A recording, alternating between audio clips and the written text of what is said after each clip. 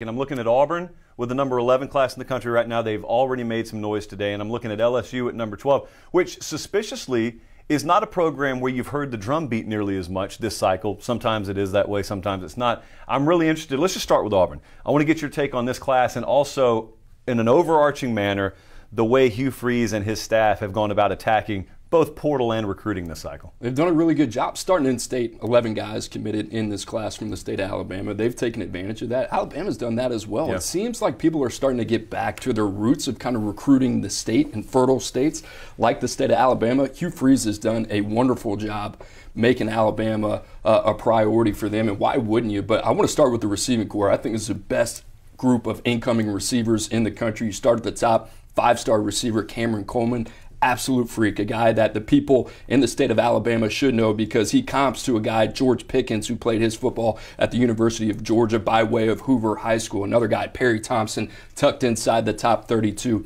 If you know who Hugh is and his track record at Ole Miss, he did a wonderful job of developing these big body receivers. We talk a lot about DK Metcalf, A.J. Brown, right? All these guys, and it's similar to what they're bringing in at Auburn.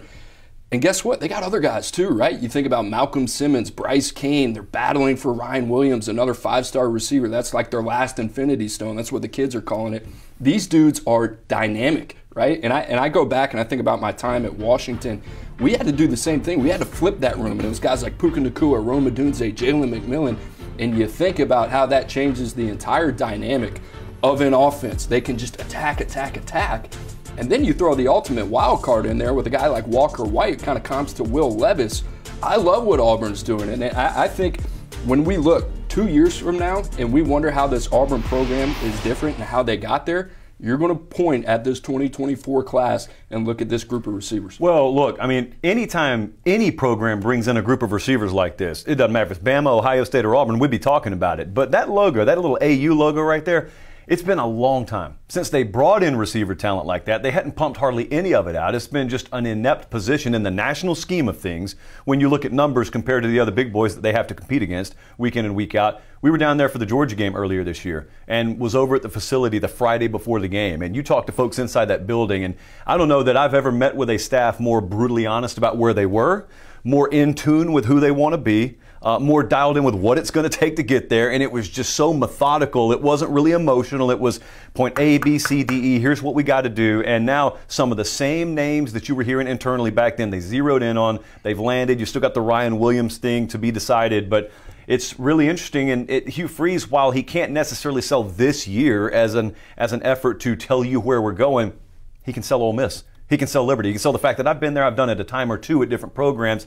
I don't get the sense there's a lot of doubt amongst staffs around the SEC and a lot of players that they're going to get it right. It's kind of a matter of when. Right. He's not known for defense either. We've talked about the offense and what they're going to be there. How about the defensive side of the ball? Jamonte Waller, they flipped from Florida out of the state of Mississippi. TJ Lindsey out of IMG Academy. D'Angelo Barber, another kid they really like from the home state of Alabama. DeMarcus Riddick, they flipped earlier in the cycle from Georgia. You go down the list, man. They fit the height, weight, speed parameters. I think you and I talked about this. The last guy that people wanted inside the SEC to get that job at Auburn was Hugh He's just a total nuisance. And the way they have dialed it in on the recruiting trail from a talent ID evaluation standpoint, it's kind of smart. You're in year 2. We're talking about this yesterday. It looks like they're going to run it back with Peyton Thorne. Well, guess what? Zero in on the guys in the state of Alabama, reallocate your resources, and build through high school while you can still do it, right? You don't have to win 9-10 games next year, but year 3, everybody's going to wait for you to make that jump. They have done a tremendous job. They're sitting there at number 11. I will tell you this. This is one of my favorite, if not my most favorite class in the country, regardless of conference. I love what they're doing. Josh, it might be next year, probably the year after. They're going to be an absolute problem.